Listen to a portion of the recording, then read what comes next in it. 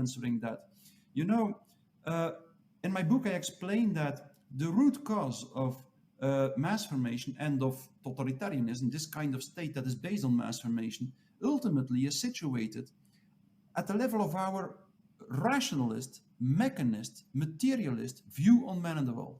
Since the beginning of the tradition of enlightenment, the beginning of the 16th century, let's say, we started to believe, or a major part of the population started to believe, that the universe is a material system, a dead mechanic, a dead machine that functions, a set of elementary particles that behaves according to the laws of mechanics, and that can be perfectly described in rationalist terms, that can be perfectly rationally understood.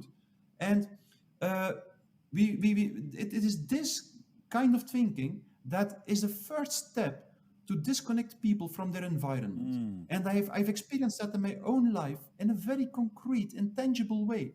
I was really convinced when I was in between 16 and my 35 years old, or maybe, well, I was convinced that reality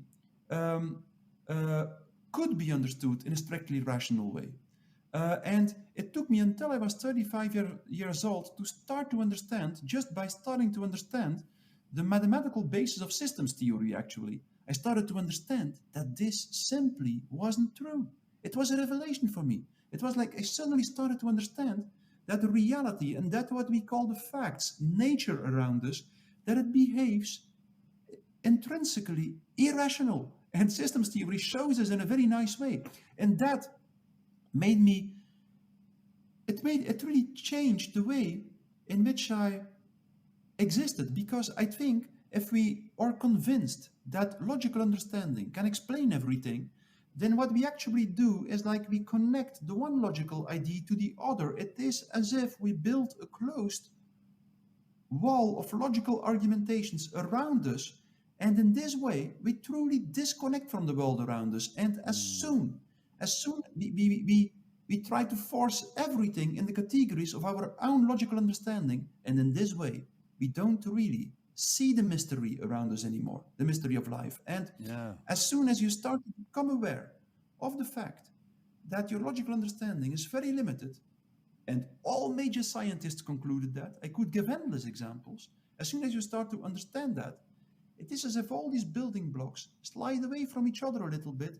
There are holes in the wall, and the vibration, the eternal music of life around you can go through the wall, through the holes, and make the strings in yourself resonate.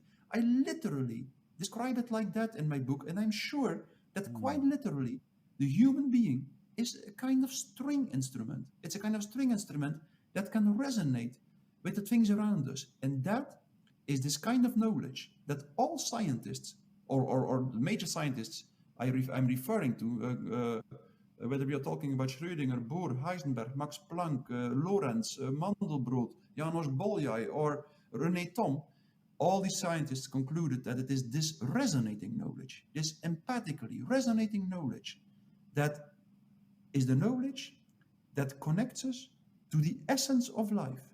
And it is that knowledge that also brings us in touch with what I always refer to as the eternal principles, the ethical principles of life, the principles of humanity.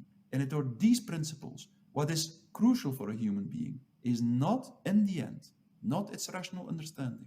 What is crucial to a human being is that it has the courage and to stick to these principles of humanity, even when it means that we will lose a lot.